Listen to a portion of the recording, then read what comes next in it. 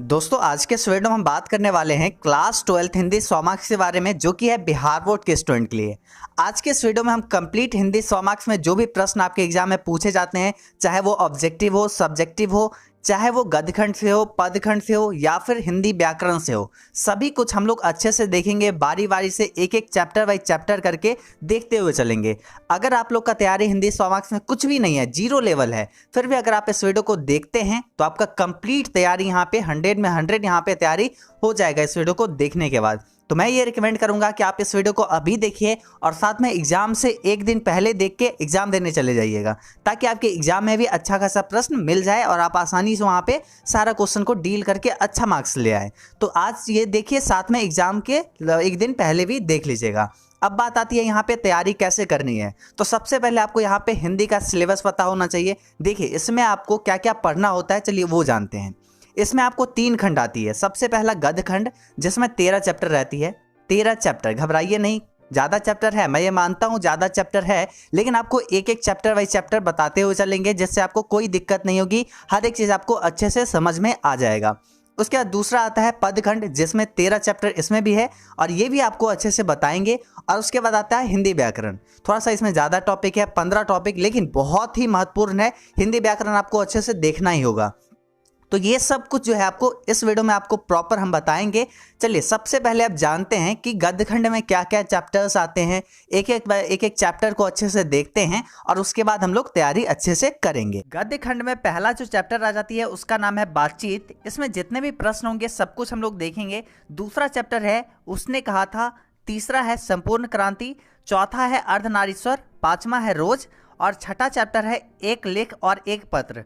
और सातवां है ओ सदानीरा। आठवां है सिपाही की माँ। और 9वां चैप्टर है प्रगति और समाज। 10वां चैप्टर है जूठन। और 11वीं चैप्टर है हंसते हुए मेरा अकेलापन। उसके बाद है तिरछ और फिर है शिक्षा। ये जो पार्ट है 13 चैप्टर्स है गद्य खंड में, तो ये चैप्टर एक एक चैप्टर को हम लोग अच्छे से देखेंगे और आपको सही तरीके से समझना है, कोई दिक्कत नहीं होगा, आपको अच्छे से बताते हुए चलेंगे। सबसे पहला यहाँ पे पहला चैप्टर है। और अगर आपको ये वीडियो हेल्पफुल लग रही है तो इस वीडियो को लाइक अभी आप कर लीजिए और आप अच्छे से यहाँ पे बैठ जाइए, अपना पानी का बोतल ये सब लेके। आपको ये मन बना के अभी बैठना होगा कि अब यहाँ से 1 घंटा का लगभग अप्रॉक्स वीडियो होगा, तो आपको प्रॉपर हर एक चीज़ अच्छे से देखना है, सही तरीके से समझना है, पूरा कंसंट्रेशन आपको इस वीडियो पे होना चाहिए। नहीं तो आप इस वीडियो को छोड़ के जा सकते हैं, कोई बात नहीं। अगर आपको वाकई अच्छा मार्क्स लाना है, तैयारी करना है, तो आप इस वीडियो को देखो। मेरा मानो ये वीडियो काफ़ी ज़बरदस्त है, सभी कुछ आपको अच्छे से मिलेगा, बस सही तरीके से आपको देखना है। क्लियर। अब यहाँ पे देखिए, जो इंपॉर्टेंट क्वेश्चन हम आपको बताएंगे, एक कॉपी ले लीजिए, उसमें नोट कर लीजिएगा। जो चीज़ हम आपको बोलेंगे ये इंपॉर्टेंट है, उसको आप कॉपी में नोट कर लीजिएगा और उसको बार बार देख लिया करिएगा। अब यहाँ पे देखिए, बातचीत जो चैप्टर है इसमें क्या क्या क्वेश्चन है वो सब हम देखेंगे। सबसे पहले देखिए इसमें इसके लेखक कौन हो जाते हैं, इसको कौन लिखे हैं। तो इसको लिखे हैं बालकृष्ण भट्ट जी। कौन लिखे हैं? बालकृष्ण भट्ट जी। और उसके बाद इनका जन्म कब हुआ है, ये काफ़ी महत्वपूर्ण होती है, इंपॉर्टेंट होती है। ये है बालकृष्ण भट्ट। यहाँ पे जो तस्वीर है जिनका, ये है बालकृष्ण भट्ट। और इनका जन्म कब हुआ है ये जानना काफ़ी ज़रूरी होता है, क्योंकि एग्जाम में इससे भी प्रश्न आते हैं। इनका जन्म हुआ है 23 जून 1844 को। कहीं कहीं आपको 3 जून मिलेगा, अगर आप गूगल पे देखें 3 जून होगा, लेकिन यहाँ पे सही आंसर जो होगा, इनका जन्म हुआ है 23 जून 1844 को, इलाहाबाद प्रयागराज उत्तर प्रदेश में। इनका जन्म जो है कहाँ हुआ है? प्रयागराज में, उत्तर प्रदेश में। क्लियर। अभी यहाँ पे इनका निधन के बारे में बात करते हैं, तो इनका निधन कब हुआ है? 20 जुलाई 1914 को। 20 जुलाई 1914 को इनका निधन हुआ है। एक बात तो आप क्लियर यहाँ पे जान लीजिए कि कोई आंसर गलत नहीं होगा। जितने भी बुक्स में आंसर गलत थे वो सब हम आपको यहाँ पे करेक्ट करके अच्छे से बता रहे हैं। तो आप निर्धड़क होकर अच्छे से बस पढ़ाई करिए और सही तरीके से याद करिए। अब यहाँ पे देखिए, हम बात करते हैं, अभी दिन तक हम लोग यहाँ पे बालकृष्ण भट्ट के बारे में देखे थे। अभी हम लोग बात करेंगे क्या चीज़? बातचीत शीर्षक निबंध, मतलब इसमें ऑब्जेक्टिव क्वेश्चन पहले देखेंगे। देखिए अलग अलग वीडियो आएगा। पहले तो हम लोग गद्य खंड एक वीडियो में देख लेते हैं, उसके बाद एक वीडियो में हम लोग देखेंगे सेकंड वीडियो में, दूसरा वीडियो में हम लोग पदखंड देख लेंगे, तीसरा वीडियो में हम लोग हिंदी व्याकरण देख लेंगे, चौथा वीडियो में हम लोग इसका जो है सब्जेक्टिव क्वेश्चन देख लेंगे। बस आपको अच्छे से वीडियो को देखना है और अपने दोस्तों को भी शेयर कर देना है। सभी को शेयर कर दीजिए, सभी लोग देख सके, क्योंकि बहुत इंपॉर्टेंट वीडियो है। ये एक प्रीमियम वीडियो है जो कि आपके लिए फ्री अवेलेबल करवा रहे हैं। अब पहला क्वेश्चन में क्या बोला जा रहा है? इसमें बोला जा रहा है क्या चीज़? बातचीत शीर्षक निबंध के निबंधकार हैं। बातचीत शीर्षक निबंध जो है इसके निबंधकार कौन है, मतलब इसको लिखे कौन है। तो यहाँ पे राइट आंसर क्या हो जाएगी, एक का राइट आंसर हो जाएगी option number D, Balkrishna Bhatt. यहाँ पे अभी हम जस्ट आपको बताया है कि बातचीत शीर्षक निबंध जो है इसके लेखक कौन रहते हैं, इसके निबंधकार हो जाते हैं बालकृष्ण भट्ट। और एक बात और देख लीजिए, बातचीत जो है ये क्या है, एक निबंध है, एक निबंध है। अब अगला चलिए क्वेश्चन देखते हैं सेकंड नंबर, और इसमें क्या बोला जा रहा है, इसमें बोला जा रहा है कौन सी रचना बालकृष्ण भट्ट की है। सेकंड नंबर क्वेश्चन में क्या बोला जा रहा है, कौन सी रचना बालकृष्ण भट्ट की है। तो यहाँ पे ऑप्शन में है रेल का बिकट खेल, कछुआ धर्म, रेणुका और उसके बाद पच्छ विद्या। तो यहाँ पे क्या हो जाएगा, प्राच्य विद्या। तो क्या आंसर हो जाएगा, यहाँ पे सेकंड का आंसर हो जाएगा ऑप्शन नंबर ए, रेल का बिकट खेल। यहाँ पे सही आंसर हो जाएगा रेल का बिकट खेल। जैसे यहाँ पे कछुआ धर्म की अगर बात करें तो ये है चंद्रधर शर्मा गुलेरी के द्वारा, ऐसे ही रेणुका है दिनकर जी के द्वारा लिखा गया। तो ये सब अभी हम आपको नहीं बता रहे हैं, बस आपको इस चैप्टर में अभी हम बता रहे हैं क्या चीज, बालकृष्ण भट्ट की रचना कौन सी है, तो रेल का बिकट खेल, option number A right answer हो जाएगी। चलिए अब यहाँ पे हम लोग थर्ड क्वेश्चन देखते हैं, तीसरा क्वेश्चन, और इसमें क्या बोला जा रहा है, इसमें बोला जा रहा है बातचीत साहित्य की कौन सी विधा है, बातचीत साहित्य की कौन सी विधा है। यहाँ पे ऑप्शन ए में है उपन्यास, दूसरा है कहानी, तीसरा निबंध और चौथा नाटक। तो राइट आंसर यहाँ पे थर्ड का हो जाएगा ऑप्शन नंबर सी, निबंध। अभी हम जस्ट आपको ऊपर बताए हैं बातचीत क्या है, एक निबंध है। तो ऑप्शन नंबर यहाँ पे सी राइट आंसर हो जाएगा, जो कि लिखा हुआ है बालकृष्ण भट्ट के द्वारा, ऑप्शन नंबर सी सही आंसर। चलिए अब अगला क्वेश्चन को देखते हैं और इसमें क्या बोला जा रहा है। 4 नंबर क्वेश्चन में यहाँ पे बोला जा रहा है बालकृष्ण भट्ट किस काल के रचनाकार हैं, बालकृष्ण भट्ट किस काल के रचनाकार हैं। इसमें बहुत स्टूडेंट को कंफ्यूजन होता है, आप एक काम करिएगा कॉपी में नोट कर लीजिएगा कि कौन से जो है कौन से लेखक कौन से काल के हैं, रचनाकार हैं, कौन से लेखक कौन से काल के हैं। तो ये आप कॉपी में नोट कर लीजिएगा। सबसे पहले ये आप नोट करिए अपने कॉपी में एक इंपॉर्टेंट पॉइंट बना के स्टार मार्क्स के साथ, बालकृष्ण भट्ट किस काल के रचनाकार हैं।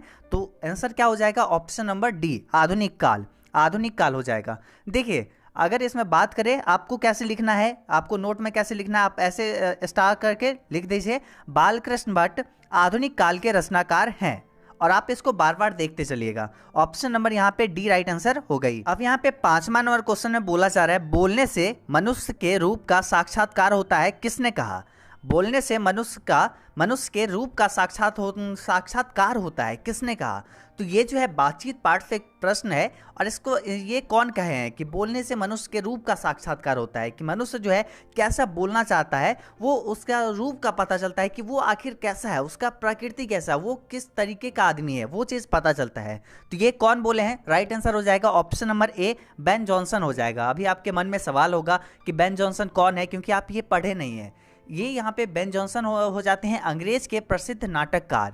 अभी यहाँ पे देखिए इस चैप्टर में अगर मूलतः बात करें, अगर आप लोग अगर पढ़े नहीं हैं इस चैप्टर को, इसके समरी नहीं देखे हैं, तब तो आपको देखना चाहिए। एजुकेशन बाबा ऐप पर भी आपको मिल जाएगा, सिंपल। अगर आपको छोटे कम टाइम में अगर तैयारी करना है, 1 से 2 दिन में, या फिर 1 से 2 दिन छोड़ दिए, इतना कम में नहीं हो पाएगा। अगर आपको 10 दिन भी आपके पास अगर टाइम है तो आप कर लीजिएगा तैयारी। अभी जाके क्रैश कोर्स ज्वाइन करिए और सही तरीके से पढ़िएगा। लेकिन यहाँ पे देखिए अगर आपको इसी वीडियो से तैयारी करना है, यहाँ पे देखिए आपको थोड़ा सा शॉर्ट में समरी हम आपको बताते हैं। इसमें क्या है कि ये जो है चैप्टर लिखा गया है बालकृष्ण भट्ट के द्वारा, और इसमें जो है बोलने के बारे में बताए गए हैं, मतलब बोलने के बारे में यहाँ पे निबंधकार बताए हैं कि बोलना कैसा, बोलने से मनुष्य के रूप का साक्षात्कार होता है, ये बेन जॉनसन कहे हैं। तो ये चीज़ उसमें लिखे हैं, वो जो है निबंध में लिखे हैं कौन, बालकृष्ण भट्ट। और इसमें ये दर्शाने की कोशिश किए हैं अगर मनुष्य नहीं बोल पाता तो ये सृष्टि कैसी होती, गूंगी सृष्टि में लोग कैसे होते, कैसे एक दूसरे का भावना जान पाते, फीलिंग्स को समझ पाते। तो ये सब दिक्कतें होती।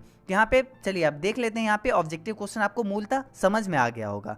बेन जॉनसन यहाँ पे बोले थे। अब चलिए यहाँ पे देखते हैं अगला क्वेश्चन, छठा 6 नंबर, और इसमें बोला जा रहा है बालकृष्ण भट्ट ने किस पत्रिका का संपादन किया था, बालकृष्ण भट्ट ने किस पत्रिका का संपादन किया था।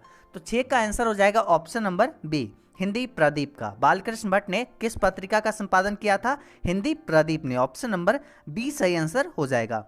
अगर देखिए आप इस वीडियो को अगर किसी और टाइम में देख रहे हैं, मतलब शाम को देख रहे हैं या फिर कोई और टाइम को देख रहे हैं, तो आप सिंपल एक काम करिएगा, आप इस वीडियो को अभी देख लीजिए, कोई बात नहीं। लेकिन आप इस वीडियो को अगर मॉर्निंग में जिस टाइम आप उठते हैं, अगर आप 3 बजे या 4 बजे या 5 बजे उठते हैं, उस टाइम एक बार आप इसको दोबारा देख लीजिएगा। कोशिश करिए इस वीडियो को 2 बार या 3 बार देखिए।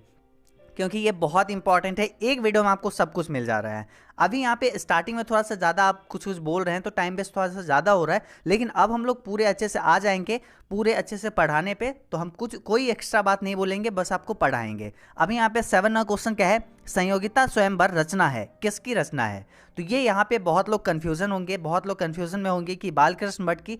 बहुत सारे बुक में भी हम देखें कि बालकृष्ण भट्ट लिखा हुआ है, लेकिन ये आंसर गलत है। ये है श्रीनिवास दास जी के द्वारा लिखा गया है, श्रीनिवास दास जी के, और इनका पूरा नाम है लाला श्रीनिवास दास जी। और ये क्या, ये जो है संयुक्ता स्वयंवर, ये क्या है? ऐतिहासिक नाटक है। संयुक्ता स्वयंवर ऐतिहासिक नाटक है। ऑप्शन नंबर सी यहाँ पे राइट आंसर हो जाएगा। संयुक्ता स्वयंवर श्रीनिवास दास जी की रचना है। चलिए अब अगला क्वेश्चन देखते हैं, 8 नंबर। और इसमें क्या बोला जा रहा है? इसमें बोला जा रहा है कौन सी रचना बालकृष्ण भट्ट की नहीं है? कौन सी रचना ऐसी है जो कि बालकृष्ण भट्ट की नहीं है? तो यहाँ पे क्या आंसर हो जाएगी? यहाँ पे देखिए, नूतन ब्रह्मचारी बालकृष्ण भट्ट की रचना है। 100 अजान एक सुजान, ये बालकृष्ण भट्ट की रचना है। उसके बाद अगर बात करें स्वभाव का अभाव, ये भी बालकृष्ण भट्ट की रचना है। लेकिन यहाँ पे परीक्षा गुरु, ये जो है बालकृष्ण भट्ट की रचना नहीं है। और ये किनकी रचना है? लाला श्रीनिवास दास जी का ये रचना है, परीक्षा गुरु। तो यहाँ पे आंसर क्या सही हो जाएगी? Option number D right answer हो जाएगी। चलिए अब अगला क्वेश्चन देखते हैं, 9 नंबर। 9वां क्वेश्चन में यहाँ पे क्या बोला जा रहा है? इसमें बोला जा रहा है बालकृष्ण भट्ट किस युग के रचनाकार हैं? बालकृष्ण भट्ट किस युग के रचनाकार हैं? तो यहाँ पे 9 का राइट आंसर क्या हो जाएगा? ऑप्शन नंबर ए हो जाएगा, भारतेंदु युग। अभी हम जस्ट आपको बताए थे किस काल के रचनाकार है, तो वहाँ पे आधुनिक काल, और यहाँ पे किस युग है, तो यहाँ पे आप थोड़ा सा कंफ्यूजन में होंगे, भारतेंदु युग। तो ऐसा यहाँ पे क्यों हो रहा है? तो ये भी आप एक पॉइंट दीजिए अपने कॉपी में और ये लिखिए, बहुत इंपॉर्टेंट है ये चीज़। अगर आप ये लाइन लिख लिए तो आप समझिए 2 क्वेश्चन आपको आ गया। लिखिए आधुनिक काल के लिखिए, अभी जस्ट कॉपी निकालिए और लिखिए आधुनिक काल के भारतेंदु युग के रचनाकार बालकृष्ण भट्ट हैं। आधुनिक काल के भारतेंदु युग के रचनाकार बालकृष्ण भट्ट जी हैं। तो यहाँ पे क्या आपको पता चला? सबसे पहले तो आधुनिक काल के थे, आधुनिक काल के, और उसमें जो है भारतेंदु युग के रचनाकार हैं कौन? Balkrishna Bhatt. Option number A right answer हो जाएगी। चलिए अब अगला क्वेश्चन देखिए, 10 नंबर। और इसमें क्या बोला जा रहा है? इसमें बोला जा रहा है बातचीत के माध्यम से बालकृष्ण भट्ट क्या बतलाना चाहते हैं? क्या बतलाना चाहते हैं, क्या जाहिर करना चाहते हैं? अभी हम आपको जस्ट बताए हैं, ये बतलाना चाह रहे थे कि अगर संसार में अगर कोई व्यक्ति बोल नहीं सकती, वाक शक्ति नहीं होता है मनुष्य के अंदर, तो वो एक दूसरे की भावना को कैसे प्रकट करेंगे? कहीं कहीं बहुत ज़्यादा जगह होता है कि कहीं किसी जगह का जो है स्थानीय भाषा जो होती है काफ़ी मीठा होता है, कहीं का बहुत ज़्यादा खराब होता है। तो ये चीज़ के बारे में बोले हैं। और अलग अलग जगह पे इससे क्या होता है, बातचीत से लोग कैसा बोलता है वो चीज़ पता चलता है। तो यहाँ पे आंसर क्या हो जाएगा? बातचीत की शैली। Option number A right answer हो जाएगी। ऑप्शन नंबर ए सही आंसर हो जाएगी। अभी हम लोग यहाँ पे इस चैप्टर में 10 बहुत ही महत्वपूर्ण क्वेश्चन जो थी, जो मुझे लगा कि ये सब क्वेश्चन आपके एग्जाम में आ सकती है, वही सारे क्वेश्चन हम आपको सेलेक्ट करके दिए हैं। अब चलिए अगला यहाँ पे देखते हैं, सेकंड जो चैप्टर है उसने कहा था। इसमें जो है वास्तविक प्रश्न जो भी आते हैं वो सब हम लोग देखेंगे एक एक करके बारी बारी से। सबसे पहले समझिए इसके लेखक कौन है, इनका जन्म कब हुआ है, निधन कब हुआ है, ये सब जानते हैं। यहाँ पे तस्वीर जो लगा हुआ है ये है चंद्रधर शर्मा गुलेरी का, जो लिखे हैं उसने कहा था। ये जो है उसने कहा था कहानी जो है ये लिखे हैं चंद्रधर शर्मा गुलेरी। यहाँ पे जो तस्वीर दिया हुआ ये लिखे हैं। अभी इनका जन्म के बारे में देखते हैं, इनका जन्म कब हुआ है? इनका जन्म हुआ है 7 जुलाई 1883 को। कब हुआ है? 7 जुलाई 1883 को, जयपुर राजस्थान में। देखिए अगर आप गूगल पे देखते हैं या फिर कोई भी गेस्ट पेपर में देखते हैं अलग ऑप्शन है, मुझे मत बोलिए, क्योंकि यहाँ पे ये राइट आंसर है। ठीक है, आपके गेस्ट पेपर में गलत हो सकता है। अब यहाँ पे क्या है? निधन, इनका निधन हुआ है 12 सितंबर 1922 को, काशी उत्तर प्रदेश में। ठीक है, अभी यहाँ पे आपको याद रखना है और ये आपको कॉपी में नोट कर लेना है। हर एक लेखक का जन्म कब हुआ है, निधन कब हुआ है, कहाँ हुआ है जन्म, कहाँ निधन हुआ है, ये आप जरूर लिखिए। अब चलिए अगला यहाँ पे देखते हैं क्या क्या ऑब्जेक्टिव प्रश्न है इस चैप्टर से, क्या क्या इंपॉर्टेंट ऑब्जेक्टिव प्रश्न है जो कि आपके एग्जाम में आ सकती है। सबसे पहले हम लोग वो जानते हैं। अब यहाँ पे पहला क्वेश्चन में बोला जा रहा है उसने कहा था कहानी के नायक हैं। उसने कहा था कहानी के नायक कौन है, मुख्य पात्र में कौन है यहाँ पे? तो राइट आंसर यहाँ पे क्या हो जाएगा? फर्स्ट का राइट आंसर हो जाएगा लहना सिंह। देखिए लहना सिंह जो है इस पाठ के मुख्य किरदार में है, मतलब इसके मेन पात्र में है। Option number A right answer हो जाएगा। सब कुछ जो है लहना सिंह पर ही ये पाठ पूरे आधारित है। Option number A right answer हो जाएगी। उसके बाद देखिए यहाँ पे सेकंड क्वेश्चन में क्या बोला जा रहा है, अगर ये क्वेश्चन देखिए, उससे पहले आपको थोड़ा सा इसमें इस चैप्टर के बारे में बताते हैं। देखिए इस पार्ट में क्या है, लहना सिंह एक लड़का है जो कि तो धीरे धीरे मतलब वो क्या हुआ था, एक बार जा रहा था, मार्केट जा रहा था, वहाँ पे एक लड़की आ रही थी। ठीक है, थोड़ा सा आप अच्छे से समझिए, लड़की आ रही थी और जो है वो टांगे के नीचे आ जाते, उससे जो है बचाया था वो जो है कौन, ये बचाया था, लहना सिंह बचाया था। और उसके बाद में क्या हुआ, वो लड़का को क्या हुआ, लहना सिंह को धीरे धीरे उससे प्यार हो गया और वो पूछता है उससे कि क्या तुम्हारी कुरमाई हो गई। तो लड़की बोलती है हाँ हो गई। एक बार वो ऐसे ही बोल दी, बार बार मतलब बार बार पूछ रहा था तो बोल दी हाँ हो गई। अब ये लड़का पूरा ऐसे उदास था, पूरा जा रहा है रास्ता में जैसे आशिक होता है, टोकरी अगर मिल गया, कोई टमाटर का टोकरी मिल गया, कोई बेच रहा है उसको उझेल देता था, किसी से धक्का मार देता था। तो ऐसे ही करके वो करते हुए कैसे कैसे ये घर पहुंचा पूरे गुस्से में। और उसके बाद धीरे धीरे क्या हुआ, फिर एक दिन उसका शादी हो गया उस लड़की का। फिर क्या हुआ, ये उसके घर गया तो वहाँ पे वो लड़की बोली कि वचन दो कि तुम मेरे पति और ये इस बच्चे का रक्षा करोगे। तो वो वचन दे के उसके बाद चला गया द्वितीय विश्व युद्ध में, वहाँ पे लड़ा, भारत की तरफ से गया। जब अंग्रेज, भारत क्या था, अंग्रेज का गुलाम था उस समय, अंग्रेज का गुलाम था भारत। और उस समय जो है क्या हुआ, भारत से ये गए थे अंग्रेज की तरफ से लड़ने, कहाँ पे, जर्मनी में। और वहाँ पे इनका जो है निधन हो गया। अब यहाँ पे चलिए पढ़ते हैं अच्छे से। देखिए वो जो शहर जो था, वो शहर कौन था, उसने कहा था कहानी में किस शहर का चित्रण है, तो कौन सा शहर था, Amritsar. Amritsar option number A right answer हो जाएगी। अब यहाँ पे देखिए सेकंड नंबर क्वेश्चन देखें, अब तीसरा क्वेश्चन देखिए, थर्ड नंबर क्वेश्चन, और इसमें क्या है, सिख राइफल के जमादार लहना सिंह का नंबर क्या था। सिख राइफल के जमादार लहना सिंह का नंबर क्या था।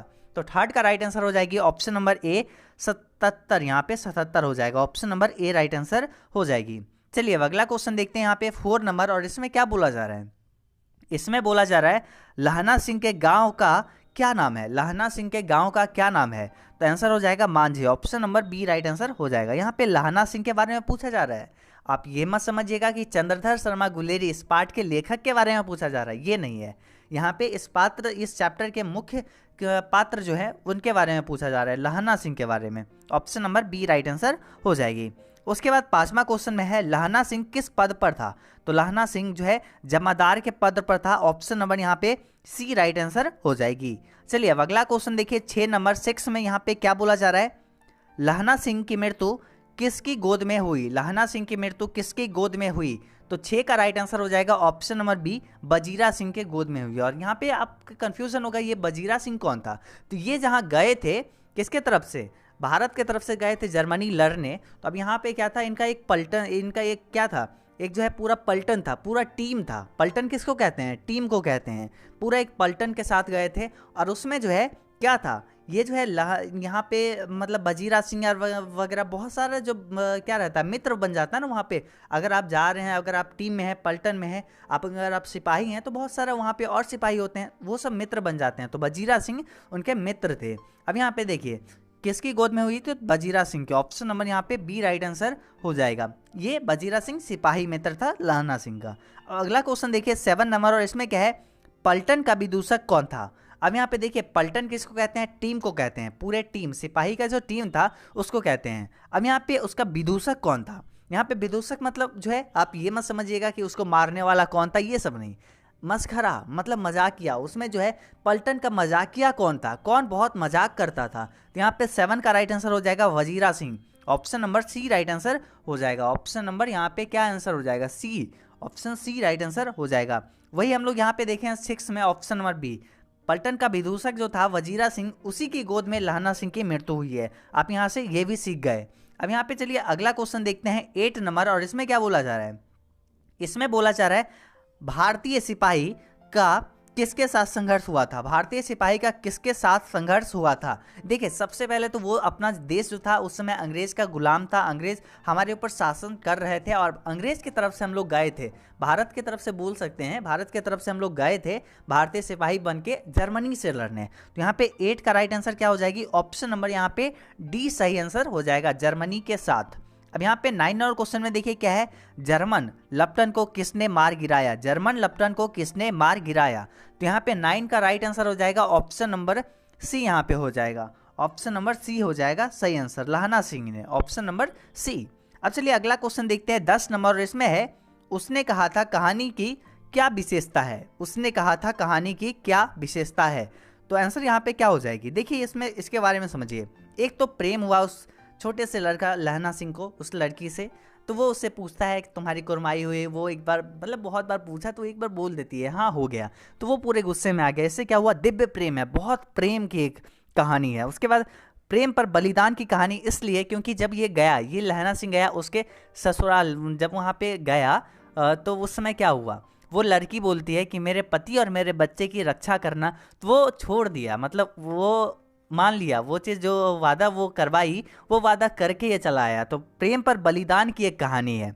उसके बाद युद्ध कहानी, क्योंकि इसमें उसके बाद वो चले आते हैं युद्ध करने भारत की तरफ से, भारतीय सिपाही की तरफ से जर्मनी से। ये जो है युद्ध कहानी भी है। तो ऑप्शन नंबर यहाँ पे क्या हो जाएगी? डी राइट आंसर हो जाएगी। ऑप्शन नंबर डी सही आंसर।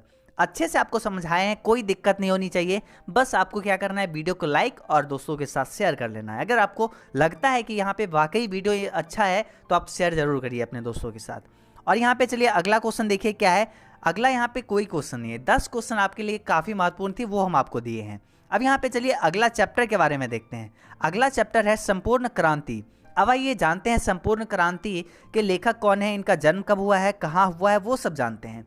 इसके लेखक हो जाते हैं, संपूर्ण क्रांति के लेखक जयप्रकाश नारायण। यहाँ पे इनकी तस्वीर लगी हुई है, या आप इनको याद रख सकते हैं। जयप्रकाश नारायण जी के द्वारा संपूर्ण क्रांति लिखा गया है। अभी इनका जन्म हुआ है 11 अक्टूबर 1902 में सिताब दियारा नामक गांव में इनका जन्म हुआ है। कहाँ? सिताब दियारा नामक गांव में 11 अक्टूबर 1902। कहीं कहीं आपको अलग जन्म डेट रहता है तो वो आपको नहीं याद करना है। सिंपल हम आपको जो इस वीडियो में बता रहे हैं आपको वही याद रखना है। इनका निधन हुआ है 8 अक्टूबर 1979 ईस्वी को, पटना बिहार में इनका निधन हुआ है। याद रखना है आपको। इनके लेखक कौन आते हैं? संपूर्ण क्रांति के लेखक जयप्रकाश नारायण जी। अब चलिए यहाँ पे क्वेश्चंस को देखते हैं। पहला क्वेश्चन को देखते हैं और सही तरीके से आपको समझाते हुए चलेंगे। देखिए इसमें क्या था, ये एक भाषण था जो कि पटना गांधी मैदान में दिया गया था जयप्रकाश नारायण जी के द्वारा, और उसी से कुछ अंश जो है यहाँ पे लिया गया है। इसमें वो बोलते हैं किसके बारे में? दिनकर, रामधारी सिंह दिनकर राष्ट्र कवि के बारे में बतलाते हैं अच्छे से, फणीश्वर नाथ रेणु के बारे में अच्छे से बतलाते हैं। तो ये सब अच्छे से ये जो है अपने भाषण में बोलते हैं कि अगर ये लोग रहते तो आज जो है भारत का, बिहार का गौरव ही कुछ अलग रहता। तो ये सब कुछ वो अच्छे से बतलाते हैं। साहित्य का जो है एक अलग ही दुनिया रहता, तो ये चीज़ वो बतलाते हैं। आज भी वो उनकी कमी खलती है, तो वो सब कुछ अच्छे से ये अपने भाषण में सम्मिलित किए हैं। अब देखते हैं इसके रचनाकार कौन है। पहला क्वेश्चन देखते हैं। संपूर्ण क्रांति के रचनाकार हैं, कौन रचनाकार हैं? यहाँ पे जे कृष्ण मूर्ति गलत। ऑप्शन नंबर ए राइट गलत आंसर हो जाएगा। ऑप्शन नंबर बी भी गलत आंसर। ऑप्शन नंबर सी यहाँ पे हो जाएगा जयप्रकाश नारायण। संपूर्ण क्रांति के रचनाकार कौन है? Option number C Jayaprakash Narayan. अब आगे यहाँ पे देखिए सेकंड क्वेश्चन देखिए, और इसमें क्या है, किसने कहा था? किसने कहा था अभी न जाने कितने मिलो इस देश की जनता को जाना है? तो यहाँ पे सेकंड का राइट आंसर क्या हो जाएगा? सेकंड का राइट आंसर हो जाएगा क्या चीज़? Jawaharlal Nehru. Right answer option number यहाँ पे सी सही आंसर हो जाएगी।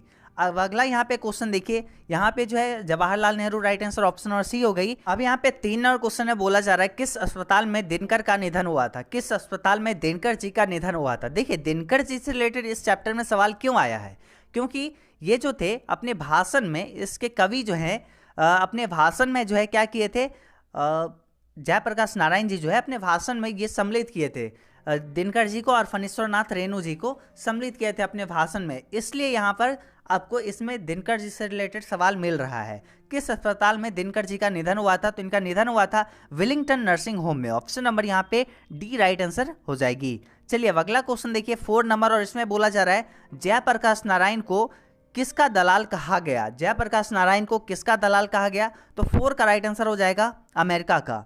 4 का राइट आंसर हो जाएगा क्या चीज? ऑप्शन नंबर डी हो जाएगा अमेरिका का। अब अगला क्वेश्चन यहाँ पे देखिए 5 नंबर, और इसमें बोला जा रहा है जयप्रकाश नारायण के स्वास्थ्य पर निगरानी रखने वाले डॉक्टर का नाम था। जयप्रकाश नारायण के स्वास्थ्य पर निगरानी रखने वाले डॉक्टर का नाम क्या था? डॉक्टर रहमान। 5 का right answer option number B हो जाएगा।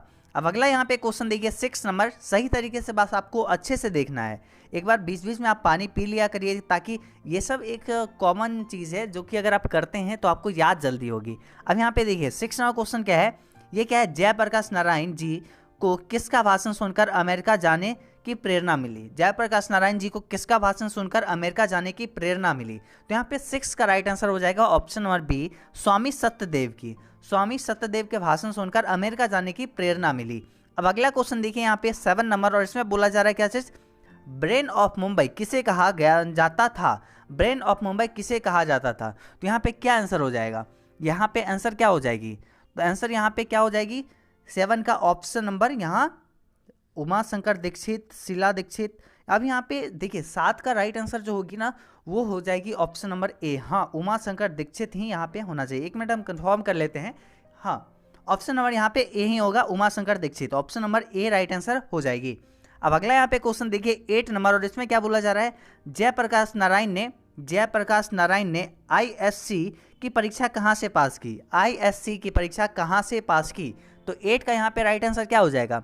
8 का राइट आंसर हो जाएगा ऑप्शन नंबर क्या है? डी, बिहार विद्यापीठ से वो जो है परीक्षा पास की आईएससी का। अब अगला यहाँ पे क्वेश्चन देखिए क्या है 9 नंबर में, और इसमें बोला जा रहा है किसे लोकनायक के नाम से जाना जाता है? किसे लोकनायक के नाम से जाना जाता है? तो यहाँ पे राइट आंसर क्या होगा? बिल्कुल सोचने वाली बात ही नहीं है, Jayaprakash Narayan, option number B right answer. अब अगला क्वेश्चन देखिए 10 नंबर, और इसमें क्या बोला जा रहा है? इसमें बोला जा रहा है जयप्रकाश नारायण की पत्नी का नाम था। जयप्रकाश नारायण की पत्नी का नाम था, क्या नाम था? तो आंसर यहाँ पे हो जाएगी ऑप्शन नंबर सी, प्रभावती देवी। ऑप्शन नंबर सी यहाँ पे सही आंसर हो जाएगी। अभी हम लोग 3 चैप्टर देखे हैं, बल्कि अभी हम लोग और 10 चैप्टर देखना है। सही तरीके से हम लोग देखेंगे, सब कुछ अच्छे से हम आपको बताएंगे। चलिए अब चौथा चैप्टर देखते हैं, ये है अर्धनारीश्वर, और इसके बारे में समझते हैं। अर्धनारीश्वर कौन लिखे हैं? हमारे प्यारे से कवि लिखे हैं रामधारी सिंह दिनकर, जो कि अपने बिहार के हैं, सिमरिया बेगूसराय के हैं। आपको अच्छे से इनके बारे में बताएंगे। चलिए, आपको काफ़ी मज़ा आएगा ये पढ़ के, काफ़ी अच्छा लगेगा। देखिए इसके लेखक कौन हो जाते हैं? रामधारी सिंह दिनकर। अर्धनारीश्वर के लेखक रामधारी सिंह दिनकर, ये भूलने की कोई बात ही नहीं है, अपना कवि है रामधारी सिंह दिनकर। अभी यहाँ पे देखिए क्या है, ये इनका तस्वीर लगा हुआ है। इनका जन्म हुआ है 23 सितंबर 1908 को सिमरिया बेगूसराय में। इनका निधन हुआ है 24 अप्रैल 1974 को बेगूसराय में। अगर आप यहाँ पे बेगूसराय नहीं लिखते हैं, आपको कहीं कहीं बहुत अलग अलग मिलेगा, कहीं मुंगेर मिलेगा, तो ये सब गलत होगा। आपको यहाँ पे जो बता रहे हैं वो सही आंसर है। बल्कि आप लोग क्या करते हैं, कोई अदर गेस पेपर आप देख लेते हैं जिसमें गलत आंसर है, और आप नीचे कमेंट करते हैं कि सर आप ही गलत बताएं। तो ये ऐसे नहीं होता है बाबू, आप लोग अच्छे से पढ़िए, हम आपको यहाँ पे सही बताएंगे। मे बी बाई चांस कोई मिस्टेक हो जाता है, नहीं तो हम लोग ऐसे थोड़ी मिस्टेक करते हैं। बाई चांस अगर हम लोग को ए बोलना रहता है तो बी बोल देते हैं कहीं पे, और अगला क्वेश्चन निकल जाते हैं। लेकिन हम लोग यहाँ पे बहुत अच्छे से भी बतला रहे हैं, कोई क्वेश्चन गलत नहीं होगा। अब यहाँ पे पहला क्वेश्चन में क्या बोला जा रहा है? इस चैप्टर के यहाँ पे पहला क्वेश्चन में बोला जा रहा है अर्धनारीश्वर शीर्षक निबंध के निबंधकार का नाम बताइए। तो इसको लिखे कौन है? ये एक निबंध है। अर्धनारीश्वर जो है ये क्या है? एक निबंध है, आपको याद रखना है, एस्से है। और इसके निबंधकार के कौन है? तो आंसर हो जाएगा रामधारी सिंह दिनकर, ऑप्शन नंबर ए। ये क्या हुए? रामधारी सिंह दिनकर जी राष्ट्र कवि के नाम से जाने जाते हैं, राष्ट्र कवि के नाम से। अब अगला यहाँ पे क्वेश्चन देखिए सेकेंड नंबर, दूसरा क्वेश्चन में क्या बोला जा रहा है? इसमें बोला जा रहा है दिनकर को कौन सा पुरस्कार मिला था? यहाँ पे दिनकर जी को कौन सा पुरस्कार मिला था? पद्म नहीं मिला था, पद्मश्री नहीं, पद्म भूषण भी नहीं, यहाँ पे क्या मिला था? पद्म विभूषण भी नहीं, पद्म भूषण तो इनको मिला ही था। ऑप्शन नंबर ए यहाँ पे राइट आंसर हो जाएगी। चलिए अब अगला क्वेश्चन यहाँ पे देखिए थर्ड नंबर, तीसरा क्वेश्चन, और यहाँ पे अगर बात करें ये सेकंड नंबर क्वेश्चन के बारे में, इनको जो पुरस्कार मिला था पद्म भूषण, ये कब मिला था? अगर वो बात करें तो इनको मिला था 1559 ईस्वी को, 1959 ईस्वी को इनको ये मिला था। और किनके हाथों मिला था? तो भारत के प्रथम राष्ट्रपति डॉक्टर राजेंद्र प्रसाद के हाथों 1559 ईस्वी को पद्म भूषण से सम्मानित ये किए गए थे Dinkar ji. Option number A right answer हो जाएगी। अब अगला यहाँ पे क्वेश्चन देखिए 1900, हम अगर बार बार अगर बोल दे रहे होंगे मिस्टेक से तो आप यहाँ पे नोट कर लीजिए 1959 ईस्वी को। अब यहाँ पे चलिए अगला क्वेश्चन देखते हैं, तीसरा नंबर क्वेश्चन, और इसमें क्या है? रामधारी सिंह दिनकर का जन्म कहाँ हुआ था? इनका जन्म कहाँ हुआ था? आपको अभी जस्ट हम आपको बताए हैं सिमरिया बेगूसराय बिहार में। ऑप्शन नंबर यहाँ पे बी राइट आंसर हो जाएगी। अब अगला क्वेश्चन देखिए, यहाँ पे इस चैप्टर के बारे में आपको थोड़ा सा बताते हैं। इस चैप्टर में दिनकर जी जो हैं, दिनकर जी अच्छे से जो है एक रचना की हैं, पुरुष और महिला के बारे में बताए हैं, मतलब नारी और पुरुष के बारे में बताए हैं कि कैसे वो दोनों अलग है। मतलब इसमें तो अलग बताए हैं, लेकिन वो दोनों वो बताए हैं कि इसमें वो दोनों एक है, मतलब अगर कोई भेदभाव कर रहा है तो वो गलत है। हर नारी में पुरुष का गुण होना चाहिए, हर पुरुष में नारी का गुण होना चाहिए। जब तक जो है पुरुष में नारी का गुण नहीं होगा वो अपूर्ण कहलाएगा। तो ये सब इस पाठ में वो बताए हैं, और इसमें शंकर और पार्वती का आधा पुरुष और आधा नारी के रूप के अवतार के बारे में बताए हैं इस पाठ में। चलिए शॉर्ट में समझ लिए। अब यहाँ पे चौथा क्वेश्चन देखते हैं। इसमें क्या है, जिस पुरुष में नारीत्व नहीं है वो क्या है, जिस पुरुष में नारी का गुण नहीं है, नारीत्व नहीं है, वो पुरुष क्या है, अपूर्ण है। अभी हम आपको जस्ट बताए हैं। यहाँ पे right answer option number B हो जाएगी। चलिए अब अगला क्वेश्चन यहाँ पे देखते हैं क्या है। इसमें 5 नंबर में क्या बोला जा रहा है, रामधारी सिंह दिनकर की काव्य कृति कौन सी है, रामधारी सिंह दिनकर की काव्य कृति कौन सी है। तो यहाँ पे 5 का राइट आंसर हो जाएगा ऑप्शन नंबर ए। कौन सी नहीं है, कौन सी नहीं है ना पूछा जा रहा है, नहीं तो ये साकेत और यशोधरा हो जाएगा, क्योंकि साकेत और यशोधरा किनकी रचना है आपको अच्छे से बताए हुए हैं। क्या है, मैथिली शरण गुप्त। साकेत और यशोधरा दोनों जो है मैथिली शरण गुप्त के द्वारा लिखी गई रचना है। और बाकी यहाँ पे जितना है, प्राण भंग, रेणुका, हुंकार, रसवंती, कुरुक्षेत्र, यहाँ पे जो है रसिमरथी, ये सब जो है जितने हैं यहाँ पे सब कुछ जो है किसके द्वारा रचना किया गया है, दिनकर जी के द्वारा, राष्ट्र कवि दिनकर जी के द्वारा। अब अगला क्वेश्चन देखिए 6 नंबर, और इसमें क्या बोला जा रहा है, इसमें बोला जा रहा है दिनकर को किस गद्य पुस्तक पर साहित्य अकादमी पुरस्कार मिला था। तो 6 का यहाँ पे राइट आंसर हो जाएगी ऑप्शन नंबर बी, संस्कृत के 4 अध्याय। 6 का यहाँ पे right answer option number B हो जाएगा। और ये कब मिला था, 1959 को इनको मिला था पुरस्कार। अब यहाँ पे चलिए अगला क्वेश्चन देखते हैं, और यहाँ पे इसमें क्या बोला जा रहा है, 7 नंबर क्वेश्चन में यहाँ पे क्या बोला जा रहा है, दिनकर को किस काव्य पुस्तक पर भारतीय ज्ञानपीठ पुरस्कार मिला। तो यहाँ पे 7 का राइट आंसर क्या हो जाएगा, 7 का राइट आंसर हो जाएगा उर्वशी। उर्वशी, दिनकर को किस काव्य पुरुष पर भारतीय ज्ञानपीठ पुरस्कार मिला, तो उर्वशी पर। और ये कब मिला था, 1972 में। और अगर आपको ये याद रखना है तो रखिए, नहीं तो ये इसका इस भी याद रखना कोई इंपॉर्टेंट नहीं है। अब चलिए अगला क्वेश्चन देखते हैं 8 नंबर, और इसमें क्या बोला जा रहा है, इसमें बोला जा रहा है दिनकर किस युग के कवि थे। कौन से युग के कवि थे, आपको अभी जस्ट हम आपको बताए थे, दोनों कवि के बारे में बताएं, तीनों कवि के बारे में बताएं, और इसमें भी बताते हैं दिनकर किस युग के कवि थे। तो यहाँ पे क्या आंसर हो जाएगी, यहाँ पे आंसर हो जाएगा छायावादोत्तर युग की, ऑप्शन नंबर सी सही आंसर हो जाएगी। अब अगला क्वेश्चन यहाँ पे देखिए, और आप ये कॉपी में नोट कर लीजिएगा 8 नंबर क्वेश्चन। अब यहाँ पे देखिए 9 नंबर में क्या बोला जा रहा है, अर्धनारीश्वर का क्या अर्थ है, अर्धनारीश्वर का क्या अर्थ है। तो यहाँ पे आंसर क्या हो जाएगी, अर्धनारीश्वर का अर्थ जो है होता है क्या चीज, ये एक काल्पनिक रूप रचना किए हैं, किसका, अर्धनारीश्वर शंकर और पार्वती के काल्पित रूप है, जिसका आधा अंग पुरुष का और आधा अंग जो है नारी का होता है। ऑप्शन नंबर सी सही आंसर हो जाएगी। अब अगला यहाँ पे क्वेश्चन देखिए 10 नंबर, और इसमें क्या बोला जा रहा है, संस्कृत के, इसमें यहाँ पे क्या बोला जा रहा है, 10 में क्या बोला जा रहा है, संस्कृत के 4 अध्याय किसकी कृति है, संस्कृति के 4 अध्याय किसकी कृति है। तो 10 का राइट आंसर हो जाएगी option number D, Ramdhari Singh Dinkar यहाँ पे सही आंसर हो जाएगी।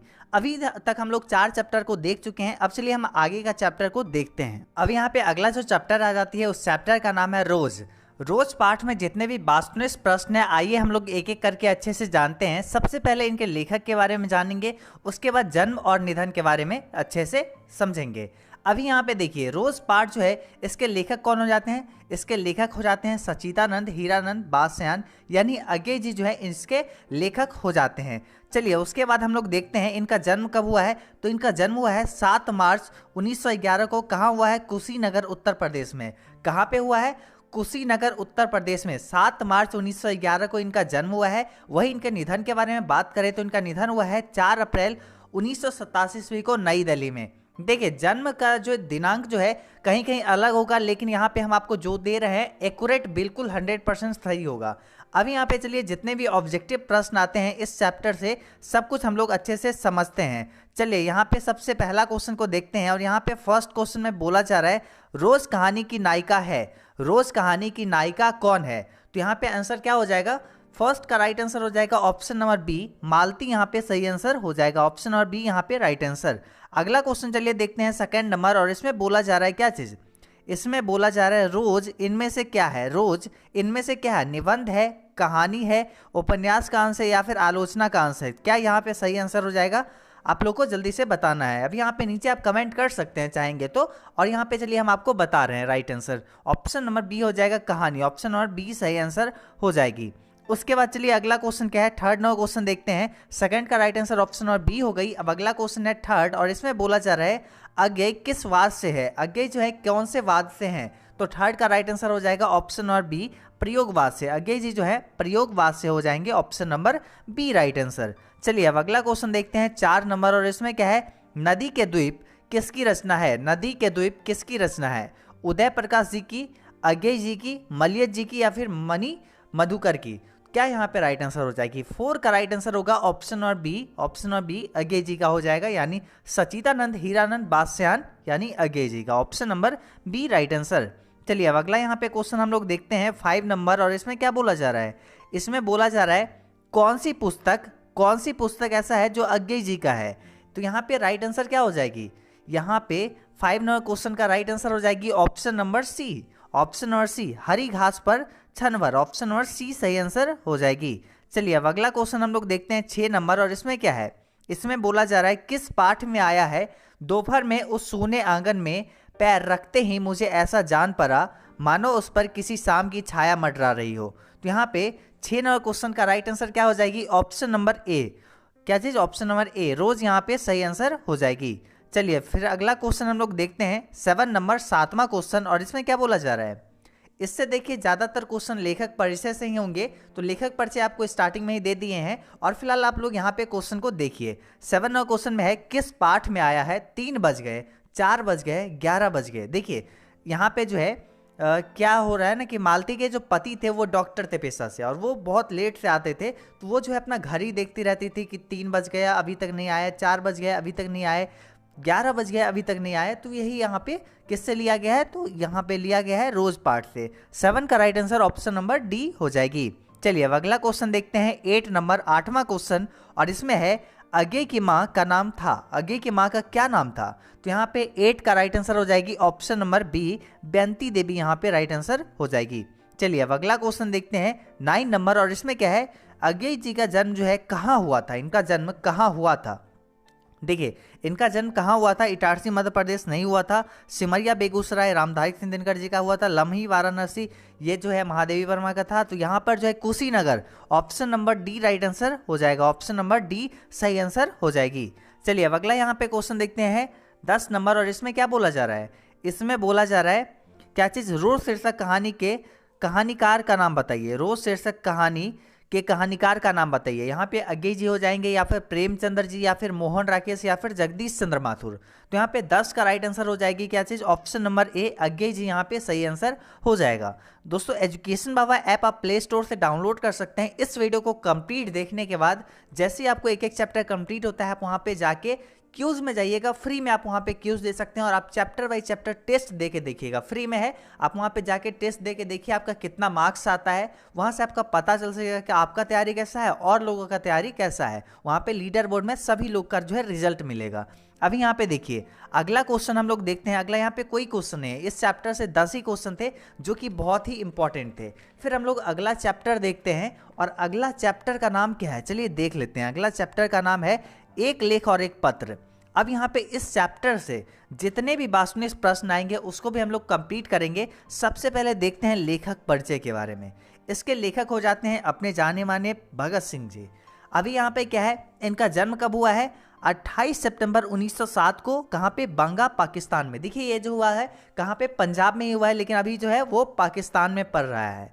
इनका जन्म 28 सितंबर 1908 में हुआ है। इनका निधन कब हुआ है? 23 मार्च 1931 को लाहौर सेंट्रल जेल में इनका जो है निधन हुआ है। ये आपको पता होना चाहिए। अभी यहाँ पे देखिए इनके इस चैप्टर में आपको क्या पढ़ना है, एक्चुअली में सारांश में क्या है, तो भगत सिंह विद्यार्थी और राजनीति के माध्यम से बताते हैं कि विद्यार्थी को पढ़ने के साथ साथ राजनीति में भी दिलचस्पी लेनी चाहिए। ये भगत सिंह जी कहते हैं, क्योंकि विद्यार्थी जो है देश के भविष्य हैं, और देश के भविष्य को अपने राष्ट्र के बारे में, राजनीति के बारे में सही तरीके से जानना होगा, तभी जाके देश का विकास हो पाएगा। तो ऐसा भगत सिंह जी कहते हैं। इस पूरे पाठ में यही सारी चीज़ का वर्णन है। अब चलिए देखते हैं पहला क्वेश्चन से। पहला क्वेश्चन में यहाँ पे क्या बोला जा रहा है, काफ़ी इंपॉर्टेंट प्रश्न है, और ये क्वेश्चन आ सकती है बस यहाँ पे लेखक परिचय से है। एक लेख और एक पत्र शीर्षक पाठ के लेखक कौन है? तो यहाँ पे फर्स्ट का राइट आंसर हो जाएगी ऑप्शन नंबर ए, भगत सिंह यहाँ पे सही आंसर हो जाएगी। चलिए अब सेकंड नंबर क्वेश्चन देखते हैं, दूसरा, और इसमें बोला जा रहा है भगत सिंह के माता पिता का नाम क्या था? माता और पिता के नाम क्या था? यहाँ पे सेकंड का राइट आंसर हो जाएगा option number B, Kishan Singh उनके पिता का नाम था, और माता का नाम था विद्यावती यहाँ पे हो जाएगा option number B right answer. Sardar Kishan Singh इनके पिता का नाम था। ऑप्शन नंबर बी यहाँ पे राइट आंसर हो गई। चलिए अब अगला क्वेश्चन हम लोग देखते हैं और इसमें क्या बोला जा रहा है। थर्ड में बोला जा रहा है भगत सिंह का पैतृक गांव कहाँ था। भगत सिंह का पैतृक गांव जो था वो कहाँ था, तो खटकल कहाँ पे, खटकल कला पंजाब में। यहाँ पे जो है थर्ड का राइट आंसर ऑप्शन नंबर ए हो जाएगा, पंजाब में उनका पैतृक गांव था। अब यहाँ पे चलिए अगला क्वेश्चन देखते हैं 4 नंबर और इसमें क्या है, भगत सिंह को फांसी की सजा कब दी गई थी। भगत सिंह को फांसी की सजा कब दी गई थी, तो 4 का राइट आंसर हो जाएगा 23 मार्च। क्या है 23 मार्च 1931 को। ऑप्शन नंबर यहाँ पे सी राइट आंसर हो जाएगी। अब चलिए अगला क्वेश्चन देखिए, इसमें है भगत सिंह के पिता कितनी बार जेल गए, तो यहाँ पे हो जाएगा अनेक बार। वो जो है अनेक बार जेल गए, ऑप्शन नंबर सी सही आंसर हो जाएगी। चलिए अब अगला क्वेश्चन देखिए और इसमें है भगत सिंह की शहादत कब हुई, मृत्यु कब हुई, मतलब सॉरी इनका जो है निधन कब हुई और शहादत कब हुई। यहाँ पे दोनों एक ही है क्योंकि दोनों का मीनिंग ही एक है, तो यहाँ पे 6 का right answer option number C हो जाएगा, 23 मार्च 1931 को। Option number C right answer हो जाएगी। चलिए अब अगला क्वेश्चन देखिए 7 नंबर और इसमें है भगत सिंह की लिखी पुस्तकें जो अप्राप्य है, जो अभी तक प्राप्त नहीं हुए हैं, बहुत कम मात्रा में मिलती है, तो 7 का राइट आंसर हो जाएगा ऑप्शन नंबर क्या चीज डी, उपयुक्त तीनों। यहाँ पर क्योंकि देखिए समाजवाद के आदर्श, उसके बाद आत्मकथा, मौत के दरवाजे पर, उसके बाद भारत में क्रांतिकारी आंदोलन का इतिहास, ये सब जो है अभी तक अप्राप्य है। ऑप्शन नंबर डी यहाँ पे सही आंसर हो जाएगी।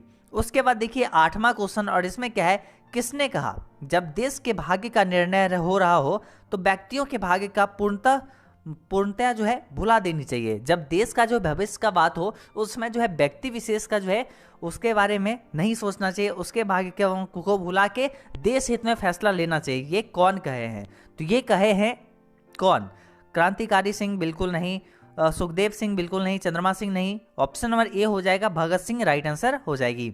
चलिए अब अगला क्वेश्चन देखिए 9 नंबर और इसमें है बंदी जीवन किसके कृति है, किसके कृति है बंदी जीवन, तो 9 का राइट आंसर हो जाएगा ऑप्शन नंबर क्या चीज, ऑप्शन नंबर यहाँ पे हो जाएगा डी राइट आंसर, क्या चीज सचिंद्र नाथ सान्याल। यहाँ पे ऑप्शन नंबर डी सही आंसर हो जाएगी। चलिए अब अगला क्वेश्चन देखिए 10 नंबर और इसमें है गणेश शंकर विद्यार्थी किस पत्र का संपादन करते थे। यहाँ पे 10 का राइट आंसर हो जाएगा क्या चीज, ऑप्शन नंबर डी प्रताप, यहाँ पे सही आंसर हो जाएगी। अभी हम लोग ये चैप्टर को भी कंप्लीट कर लिए, अच्छे से देख लिए। अब आइए अगला चैप्टर देखते हैं। अगला चैप्टर है ओ सदा नीरा और इस पाठ में जितने भी वास्तुनिष्ठ प्रश्न होंगे वो सब हम लोग देखेंगे। तो सबसे पहले जानिए कि ओ सदा नीरा पाठ के लेखक कौन हो जाते हैं। इनके लेखक जो हो जाते हैं जगदीश चंद्र माथुर जी। इनका जन्म हुआ है 16 जुलाई 1917 को खुर्जा बुलंदशहर जिला में, कहाँ, उत्तर प्रदेश में।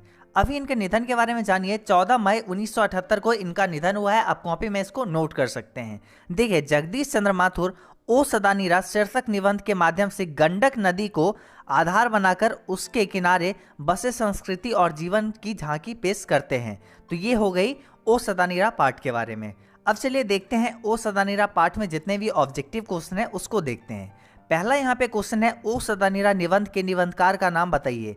कौन जो है इसको लिखे हैं, इसके निबंधकार कौन हो जाते हैं, ओ सदा नीरा। तो यहाँ पे राइट आंसर क्या हो जाएगी, यहाँ पे राइट आंसर क्या हो जाएगी, इसका राइट आंसर हो जाएगा option number A Jagdish Chandra Mathur. यहाँ पे सही आंसर हो जाएगा Jagdish Chandra Mathur ji, option number A right answer हो जाएगी।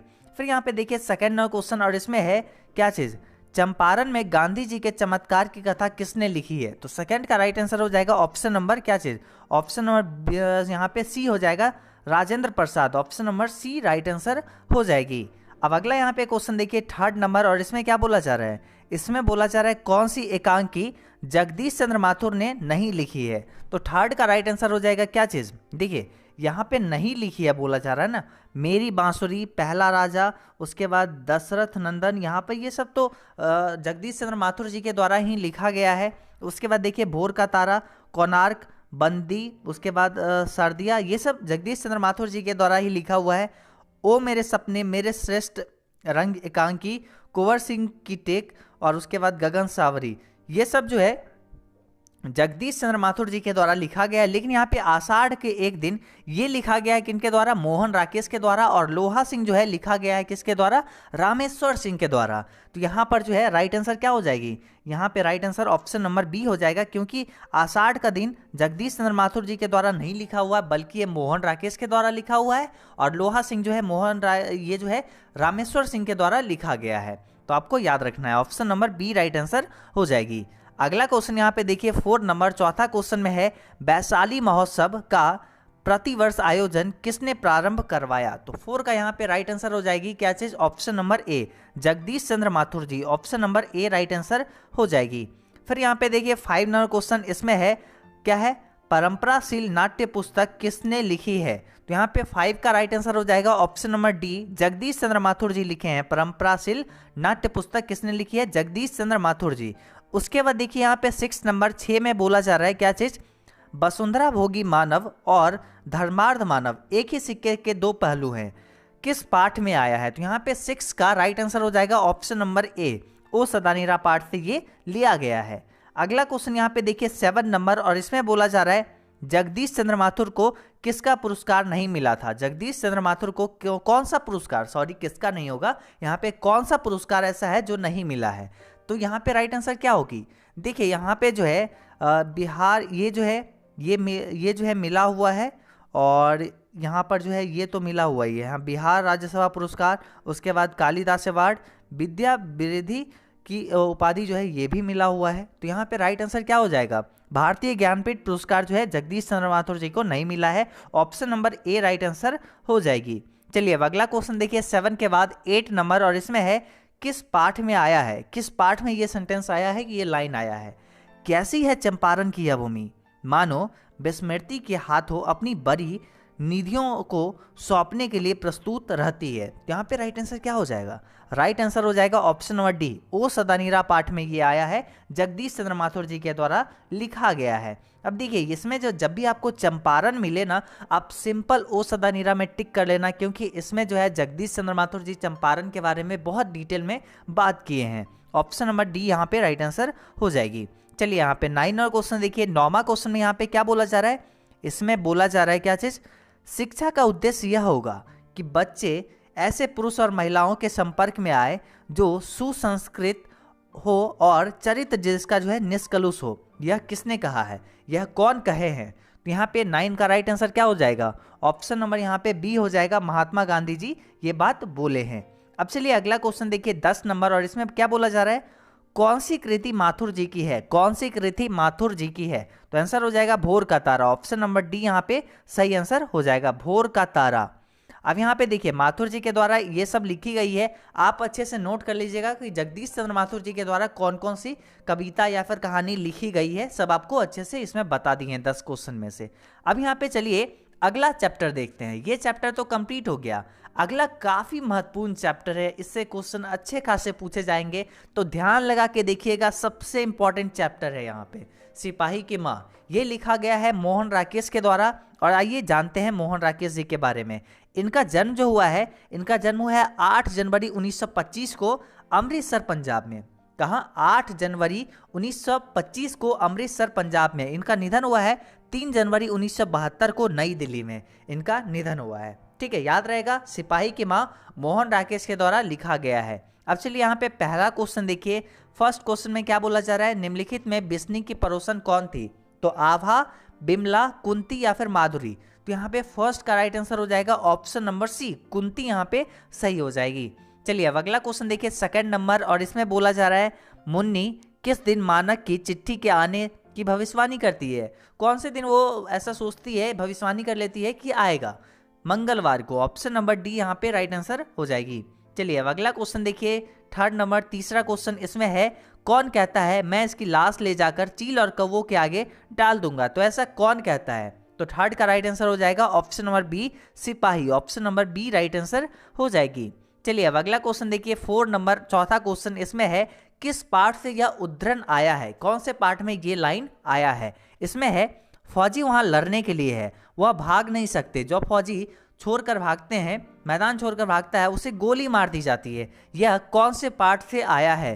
तो ये आया है कहां से, सिपाही की माँ। ऑप्शन नंबर सी यहाँ पे राइट आंसर हो जाएगी। पांचवा क्वेश्चन यहाँ पे देखिए क्या है, मोहन राकेश का जन्म कब हुआ था। मोहन राकेश का जन्म कब हुआ था आपको बताए हैं अभी लेखक परिचय में। अभी यहाँ पे राइट आंसर हो जाएगा 8 जनवरी 1925, ऑप्शन नंबर ए सही आंसर हो जाएगी। चलिए अगला क्वेश्चन देखिए 6 नंबर, और इसमें क्या बोला जा रहा है, इसमें बोला जा रहा है इनमें कौन सी कृति मोहन राकेश की है। इनमें कौन सी कृति मोहन राकेश की है, तो 6 का राइट आंसर हो जाएगी ऑप्शन नंबर बी, जानवर और जानवर जो है मोहन राकेश की कृति है, ऑप्शन नंबर बी सही आंसर हो जाएगी। चलिए अब यहाँ पे 7 नंबर क्वेश्चन देखिए 7वां, और इसमें बोला जा रहा है कौन सी कृति मोहन राकेश की नहीं है, कौन सी कृति मोहन राकेश की नहीं है। यहाँ पर देखिए तो इसके लिए हम लोग को जानना होगा नहीं कि मोहन राकेश की कौन कौन सी कृति है। यहाँ पर देखिए, यहाँ पर एक और जिंदगी, यहाँ पे ये जो है मोहन राकेश की है। उसके बाद अंधेरे बंद कमरे, ये भी मोहन राकेश की है। उसके बाद आधे अधूरे मोहन राकेश की है। लेकिन यहाँ पे इतिहास और आलोचना, ये है नामवर सिंह की रचना। तो यहाँ पे ये right answer option number C हो जाएगी। अगला क्वेश्चन यहाँ पे देखिए 8 नंबर क्वेश्चन में बोला जा रहा है मुन्नी और मानक की माँ का क्या नाम है। मुन्नी और मानक का क्या नाम है, तो 8 का राइट आंसर हो जाएगा ऑप्शन नंबर सी, बिस्नी यहाँ पे सही आंसर हो जाएगा। मुन्नी और मानक का नाम, माँ का नाम क्या था, तो Bisni, option number C right answer हो जाएगी। अगला क्वेश्चन यहाँ पे देखिए 9 नंबर 9वां क्वेश्चन, और इसमें है सिपाही की माँ के अनुसार लड़ाई कहाँ हो रही है। सिपाही की माँ के अनुसार लड़ाई कहाँ हो रही है, तो बर्मा में, option number B right answer हो जाएगी। अगला क्वेश्चन देखिए यहाँ पे 10 नंबर, और इसमें क्या बोला जा रहा है, इसमें बोला जा रहा है मोहन राकेश की एकांकी का शीर्षक है। मोहन राकेश की एकांकी का शीर्षक कौन सा है, तो आंसर हो जाएगा सिपाही की माँ। ये जो है मोहन राकेश के द्वारा लिखा गया एकांकी है, ऑप्शन नंबर बी यहाँ पे राइट आंसर हो जाएगी। और अगला यहाँ पे अगला जो चैप्टर आ जाती है, चलिए उसके बारे में जानते हैं। ये चैप्टर कंप्लीट हो गया। अब अगला यहाँ पे चैप्टर जो है उसका नाम क्या है, उसका नाम है प्रगीत और समाज। चलिए इसके बारे में सबसे पहले लेखक परिचय के बारे में जानते हैं, उसके बाद जितने भी ऑब्जेक्टिव क्वेश्चन होंगे वो सब देखेंगे। प्रगीत और समाज, इसमें जितने भी ऑब्जेक्टिव क्वेश्चन है उसके बारे में बात करना है। अभी चलिए लेखक के बारे में समझते हैं। लेखक इसके हो जाते हैं नामवर सिंह। प्रगीत और समाज के लेखक नामवर सिंह हो जाते हैं। इनका जन्म हुआ है 28 जुलाई 1926 को, 28 जुलाई 1926। हालांकि 1927 भी कहीं कहीं रहता है, तो इस चीज़ में हमें मत बोलिएगा। यहाँ पे क्या रहता है, प्रगीत और समाज का 28 जुलाई 1926, और कहीं कहीं आपको मिल जाएगा 1927 यहाँ पे मिल जाएगा। अभी यहाँ पे देखिए आपको याद क्या रखना है, तो 1927 आप सिंपल याद रखिएगा। यहाँ पे 26 के बजाय आप 27 याद रखिएगा। अभी यहाँ पे देखिए क्या है, अगला यहाँ पे देखिए वाराणसी, यहाँ पे बनारस उत्तर प्रदेश में इनका जन्म हुआ है। वही निधन जो हुआ है 19 फरवरी 1919 में नई दिल्ली में इनका निधन हुआ है। देखिए डेट के बारे में थोड़ा बहुत जानकार जो होते हैं उनमें थोड़ा सा मतभेद रहता है, जिसके कारण अलग अलग जगह पे आपको अलग अलग डेट मिल रहा होगा। अभी यहाँ पे देखिए पहला क्वेश्चन देखते हैं, और पहला क्वेश्चन में यहाँ पे क्या बोला जा रहा है, प्रगीत और समाज शीर्षक निबंध के निबंधकार का नाम बताइए। प्रगीत और समाज कौन लिखे हैं, तो आंसर हो जाएगा option number A, Namvar Singh ji के द्वारा प्रगीत और समाज लिखा गया है।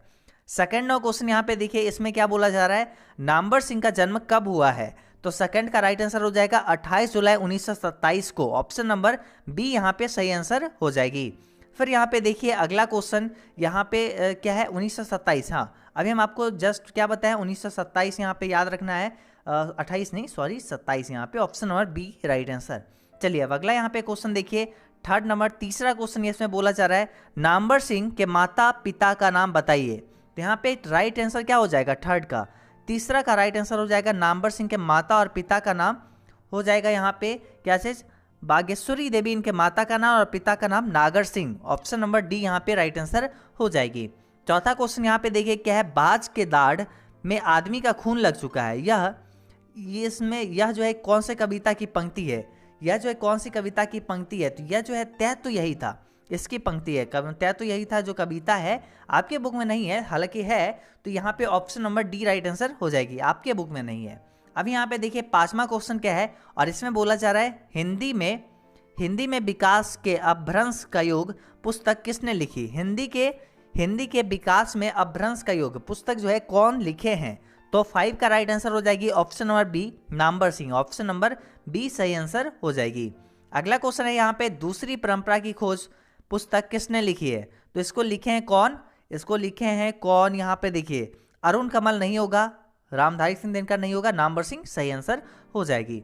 अब अगला यहाँ पे क्वेश्चन देखिए 7 नंबर 7वां क्वेश्चन, और इसमें बोला जा रहा है क्या चीज, इसमें बोला जा रहा है कवित्व के नए प्रतिमान पुस्तक किसने लिखी है। तो 7 का right answer option number D हो जाएगा, Namvar Singh. Option number D सही आंसर।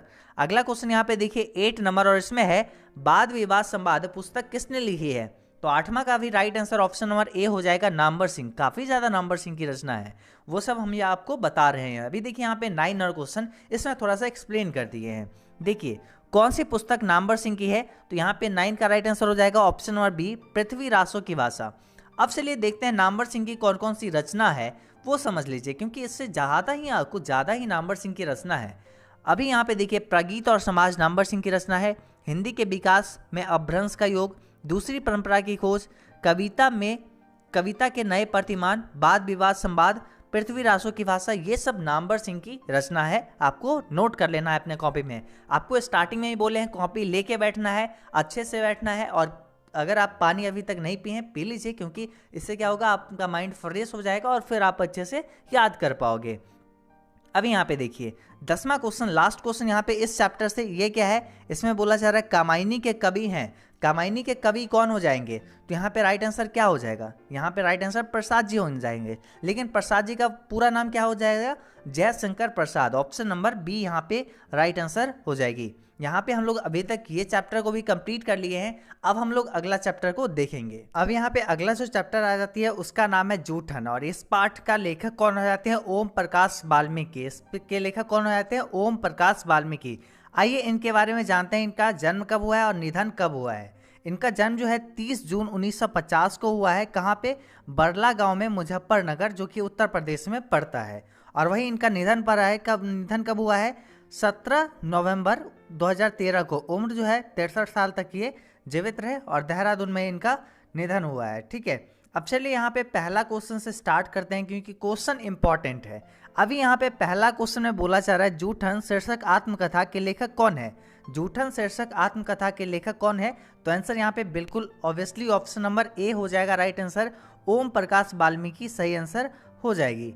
फिर यहाँ पे अगला क्वेश्चन देखिए, यहाँ पे सेकेंड नंबर क्वेश्चन, और इसमें क्या बोला जा रहा है, इसमें यहाँ पे बोला जा रहा है ओम प्रकाश वाल्मीकि को कौन कौन सम्मान प्राप्त हुआ है। ओम प्रकाश वाल्मीकि को कौन कौन से सम्मान जो है प्राप्त हुआ है। तो देखिए यहाँ पर जो है डॉक्टर अंबेडकर राष्ट्रपति पुरस्कार, और उसके बाद परिवेश सम्मान, ये भी इनको मिला है। उसके बाद देखिए जयश्री सम्मान, ये भी इनको मिला है। उसके बाद कथा क्रम सम्मान, ये भी मिला है। तो यहाँ पे राइट आंसर क्या हो जाएगा, ऑप्शन नंबर डी सही आंसर हो जाएगा, उपयुक्त सभी, option number D right answer.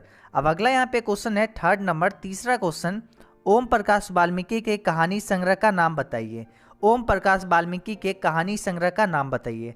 तो थर्ड का राइट आंसर हो जाएगा ऑप्शन नंबर डी, उपयुक्त सभी, क्योंकि देखिए यहाँ पे जूठन जो है ओम प्रकाश वाल्मीकि के द्वारा लिखा गया है, फिर सलाम और फिर घुसपैठिए जो है ओम प्रकाश वाल्मीकि के द्वारा लिखा गया है। तो ऑप्शन नंबर यहाँ पे डी राइट आंसर हो जाएगी।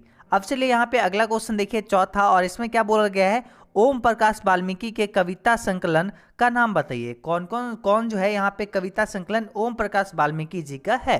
तो यहाँ पे राइट आंसर हो जाएगा क्या चीज, देखिए यहाँ पे सदियों के संताप ये भी है, उसके बाद बस बहुत हो चुका ये भी है, और अब और नहीं ये भी है, ओम प्रकाश वाल्मीकि के कविता संकलन। तो यहाँ पे right answer option number D right answer हो जाएगी। चलिए अब अगला क्वेश्चन देखते हैं 5 नंबर क्वेश्चन, और इसमें है क्या चीज, दलित साहित्य का सौंदर्य शास्त्र नामक आलोचना पुस्तक किसने लिखी है। तो 5 का यहाँ पे राइट आंसर क्या हो जाएगा, ऑब्वियसली यहाँ पे रामधारी सिंह दिनकर नहीं होगा, Om Prakash Valmiki right answer option A हो जाएगा। अब यहाँ पे 5 का राइट आंसर ए। अब अगला क्वेश्चन यहाँ पे देखते हैं 6 नंबर, और इसमें क्या बोला गया है, इसमें बोला गया है किसने लिखा है, दिन रात मर खप कर हमारे पसीने की कीमत मात्र जूठन, फिर भी किसी से कोई शिकायत नहीं, कोई शर्मिंदगी नहीं, कोई पश्चाताप नहीं। तो ये कौन कहे हैं, तो ये कहे ओम प्रकाश वाल्मीकि जूठन पाठ में, ऑप्शन नंबर बी यहाँ पे राइट आंसर हो जाएगी। ये सब जो है बहुत ही मेहनत करके अपना दिनचर्या चलाते थे, इनका पूरा परिवार ओम प्रकाश वाल्मीकि जी का ये उनका आत्मकथा है, और इसमें जो है सारा लोग जो है मेहनत मजदूरी करके अपना दिनचर्या चलाते थे, और जब भी मतलब उसके बदले में जो उनको मिलता था क्या चीज़, जूठन मिलता था, जूठा हुआ चीज़ मिलता था उसमें उन लोगों को खाने के लिए। तो वही जो तब भी जो कोई शिकायत नहीं, कोई शर्मिंदगी नहीं, कोई पश्चाताप नहीं। तो ये कौन लिखे हैं, ओम प्रकाश वाल्मीकि। अब चलिए अगला क्वेश्चन देखिए यहाँ पे 7 नंबर, और इसमें है किसने लिखा है कितने क्रूर समाज में रह रहे हैं जहां श्रम की कोई मोल ही नहीं बल्कि निर्धनता को बरकरार रखने का षड्यंत्र ही था ये सब। यहाँ पे ये कौन लिखे हैं, किसने लिखा है? Om Prakash Valmiki. Option number C right answer हो जाएगी। अभी यहाँ पे अगला क्वेश्चन है क्या चीज़, 8 नंबर, और इसमें क्या बोला गया है? इसमें बोला जा रहा है क्या चीज़, जूठन क्या है? जूठन एक कहानी है, उपन्यास है, या फिर क्या है, रिपोर्टाज है, या फिर आत्मकथा है? तो यहाँ पे आत्मकथा हो जाएगा। ओम प्रकाश वाल्मीकि जी की ये आत्मकथा है। Option number D right answer हो जाएगी। अगला क्वेश्चन देखिए यहाँ पे 9 नंबर, और इसमें क्या है, अब और नहीं वाल्मीकि की कैसी कृति है? अब और नहीं वाल्मीकि की कैसी कृति है? तो यहाँ पे 9 का ऑप्शन हो जाएगा क्या चीज़, देखिए एक कहानी भी नहीं है, उपन्यास भी नहीं है, और उसके बाद निबंध भी नहीं है, तो ये क्या है, एक कविता है। अब और नहीं एक कविता है। ऑप्शन नंबर बी सही आंसर हो जाएगी। अगला क्वेश्चन यहाँ पे देखिए क्या है, 10 नंबर, और इसमें है सलाम कहानी संग्रह के कहानीकार हैं। तो 10 का right answer option number B हो जाएगा, ओम प्रकाश वाल्मीकि। सलाम कहानी संग्रह के कहानीकार हैं Om Prakash Valmiki ji. Option number B right answer. दोस्तों इसमें भी 10 क्वेश्चन इंपॉर्टेंट जो भी था, सबसे महत्वपूर्ण प्रश्न जो भी था वो हम आपको बताए हैं। अब अगला चैप्टर देखते हैं, और ये काफ़ी इंपॉर्टेंट चैप्टर है, तो आप लोग अच्छे से देखिएगा। मलयज जी के द्वारा यहाँ पे ये लिखा गया है, हंसते हुए मेरा अकेलापन। चलिए इसमें यहाँ पे इसके लेखक हो जाते हैं मलयज जी, इनका तस्वीर यहाँ पे लगा हुआ है, ये आप देख लीजिए, तस्वीर से आप याद रख सकते हैं। उसके बाद इनका जन्म हुआ है 1935 ईस्वी में, आजमगढ़ उत्तर प्रदेश में इनका जन्म हुआ है मलयज जी का। ये आपको याद रखना है क्योंकि लेखक से जो है ज़्यादा क्वेश्चन पूछे जाते हैं। तो हंसते हुए मेरा अकेलापन के लेखक हो जाते हैं मलयज जी, और इनका जन्म हुआ है कब, 1935 में, आजमगढ़ उत्तर प्रदेश में। वही इनका निधन हुआ है 26 अप्रैल 1982 को दिल्ली में। अभी यहाँ पे चलिए अब देखते हैं ऑब्जेक्टिव क्वेश्चन, क्योंकि लेखक परिचय तो हम लोग देख लिए हैं। अब ऑब्जेक्टिव क्वेश्चन जो आज हम लोग को इस वीडियो में देखना है, देख रहे हैं सारे चैप्टर्स का, वो चलिए देखते हैं। पहला क्वेश्चन है, हंसते हुए मेरा अकेलापन किस विधा लेखन प्रकार की रचना है, किस विधा की रचना है? तो आंसर यहाँ पे क्या हो जाएगा, डायरी साहित्य। तो ऑप्शन नंबर ए सही आंसर हो जाएगा। ये जो है डायरी के रूप में लिखा गया है, जैसे कि अगर आप इसका समरी देखे होंगे जो कि हम पेड कोर्स में एजुकेशन बाबा ऐप पर बताए थे, अगर आप लोग ज्वाइन किए होंगे तो वहाँ से आपको पता चल रहा होगा, क्योंकि उसमें ये चैप्टर अपलोड है और उसमें बताया गया है कि डायरी है ये। ऑप्शन नंबर ए। अब यहाँ पे अगला जो है सेकंड क्वेश्चन, और इसमें है मलयज का मूल नाम बताइए। मलयज जी का मूल नाम क्या है? तो मलयज जी का जो मूल नाम क्या है? ऑप्शन नंबर यहाँ पे ए हो जाएगा राइट आंसर, भरत श्रीवास्तव यहाँ पे सही आंसर हो जाएगी। अब यहाँ पे हम लोग अगला क्वेश्चन देखते हैं, और अगला क्वेश्चन यहाँ पे क्या बोला जा रहा है? इसमें बोला जा रहा है मलयज की कृतियाँ के नाम बताइए। मलयज की कृतियाँ का नाम बताइए। तो यहाँ पे क्या हो जाएगा, मलयज जी का कृति कौन सा है? तो यहाँ पे थर्ड का देखिए ऑप्शन नंबर, यहाँ पे देखिए ये तो है जख्म पर धूल, ये सब जो है। अभी यहाँ पे देखिए यहाँ सभी कुछ तो है ही, क्योंकि देखिए हंसते हुए मेरा अकेलापन भी इनका है, कविता के साक्षात्कार, और यहाँ पे संवाद और इकलाप, और क्या है, रामचंद्र शुक्ल, और उसके बाद जो है यहाँ पे जख्म पर धूल, अपने होने को अप्रकाशित करता हुआ, ये सब जो है मलयज जी की कृति है। तो ऑप्शन नंबर यहाँ पे थर्ड का राइट आंसर डी हो जाएगी। 4 नंबर क्वेश्चन में यहाँ पे देखिए क्या है, किसने लिखा है, किसने लिखा है एक कलाकार के लिए यह निहायत जरूरी है कि उसमें आग हो और वह खुद ठंडा हो। एक कलाकार के लिए तो ये जरूरी है कि उसमें आग होना चाहिए और वो खुद ठंडा हो। यहाँ पे क्या हो जाएगा, देखिए उसके मतलब जो टोन होगा उसमें आग होना चाहिए, उसके काम में आग होना चाहिए, लेकिन वो ठंडा हो। ऑप्शन नंबर यहाँ पे क्या राइट हो जाएगा, 4 का राइट आंसर ऑप्शन ए हो जाएगा। मलयज जी ये बोले हैं, ऑप्शन नंबर ए सही आंसर। अगला क्वेश्चन यहाँ पे देखिए 5 नंबर, और इसमें क्या है, किस पाठ में आया है आदमी यथार्थ को जीता है। क्या है, आदमी यथार्थ को जीता ही नहीं, यथार्थ को रचता भी है। मतलब यथार्थ को सिर्फ जीता ही नहीं है आदमी, बल्कि रचता है। कौन से पाठ में आया है? तो यहाँ पे 5 का राइट आंसर क्या हो जाएगी, ऑप्शन नंबर बी, हंसते हुए मेरा अकेलापन, जो कि मलयज जी के द्वारा लिखा गया है। अगला यहाँ पे क्वेश्चन देखिए 6 नंबर, और इसमें है सुरक्षा कहाँ हो सकती है, घर के भीतर, अंधेरे में, पलायन में, या फिर चुनौती को झेलने में? तो सुरक्षा जो है चुनौती को झेलने में होती है। Option number D right answer हो जाएगी। अब अगला क्वेश्चन यहाँ पे देखिए क्या है, इसमें आपको कंफ्यूज नहीं करना है। बहुत लोग सोचेंगे घर पे बैठे रहेंगे तो सुरक्षा हो जाएगी, तो ये राइट आंसर नहीं है। अंधेरे में भी सुरक्षा नहीं होगी, अभी यहाँ पे देखिए पलायन में भी एक जगह से दूसरी जगह भाग जाना या फिर चले जाना वो भी सुरक्षा नहीं है, बल्कि चुनौती को झेलने में सुरक्षा है। Option number D right answer हो जाएगी। अगला यहाँ पे क्वेश्चन देखिए 7 नंबर और इसमें है हंसते हुए मेरा अकेलापन के लेखक है। हंसते हुए मेरा अकेलापन के लेखक कौन है? तो यहाँ पे 7 का राइट आंसर क्या हो जाएगी? Option number B Malayaj ji. Option number B right answer. अब अगला क्वेश्चन देखिए यहाँ पर क्या है 8 नंबर और इसमें बोला जा रहा है क्या चीज, कौन सी रचना मलयज की है? कौन सी रचना जो है मलयज जी की है? तो यहाँ पे 8 का राइट आंसर क्या हो जाएगी? देखिए यहाँ पे कविता के साक्षात्कार, ये जो है मलयज जी की रचना है। ऑप्शन नंबर यहाँ पे सी राइट आंसर हो जाएगी।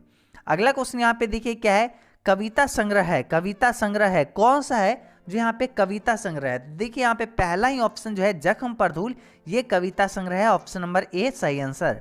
अगला क्वेश्चन यहाँ पे देखिए 10 नंबर और इसमें है हर आदमी उस संसार को रचता है जिसमें वह जीता है और भोगता है, यह कथन किसका है? तो 10 का राइट आंसर क्या हो जाएगी? ऑप्शन नंबर सी, यह मलयज जी की जो है कथन है, ये मलयज जी के द्वारा कहा गया है। हर आदमी उस संसार को रचता है जिसमें वह जीता है और भोगता है। Option number C right answer, correct option option C. अब यहाँ पे ये चैप्टर तो कंप्लीट हो गई, हंसते हुए मेरा अकेलापन, जिसके लेखक है मलयज जी। अब हम लोग के पास अगला चैप्टर आता है जिसका नाम है त्रिच। काफ़ी अच्छा यहाँ पे ये चैप्टर है, आपको अच्छे से बताएंगे, प्रॉपर हर एक क्वेश्चन को अच्छे से समझाएंगे। देखिए यहाँ पे त्रिच पाठ के लेखक हो जाते हैं उदय प्रकाश जी। उदय प्रकाश जी के द्वारा ये जो है त्रिच पाठ लिखा गया है। इनका जन्म जो हुआ है 1 जनवरी 1952 ईस्वी में इनका जन्म हुआ है। वही इनका जो है जन्म स्थान कौन सा है?